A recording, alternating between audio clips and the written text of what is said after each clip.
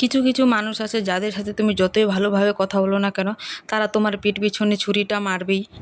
জানি না তারা লোককে দেখে এত জ্বলে কেন, তাদের কিসের এত হিংসা। ভাই তোমাদের দেখে তো কেউ হিংসা করে না, তাহলে তুমি লোকেদের দেখে এত জ্বলো কেন?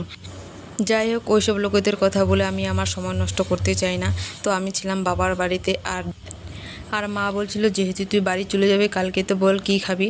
তো আমি বলছিলাম ঠিক আছে, মাংস তো খেয়ে নিয়েছি, তো আমার খাওয়ার ইচ্ছে করছিল চিকেন আর এই যে মাছের ডিম। তো দেখো প্রথমে আমি আলুগুলোকে কেটে, পেঁয়াজ কেটে, রসুন আদা সব রেডি করে দিয়েছি। আর এদিকে এই যে দেখো এখন মাছের ডিম সব ধুয়ে আর চিকেনটা সব ধুয়ে এখন মাছের ডিমটা ভাজছি।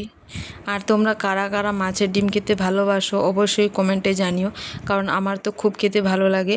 আর আমি অনেক দিন ধরে খাইও নি, সেই জন্য আমি আনতে বলেছিলাম। আর এদিকে প্রায় মাছের ডিম ভাজা আমার হয়ে আসে, আর তারপরে মাছের ডিম ভাজা হয়ে গেলে আমি চিকেনটা রান্না করব।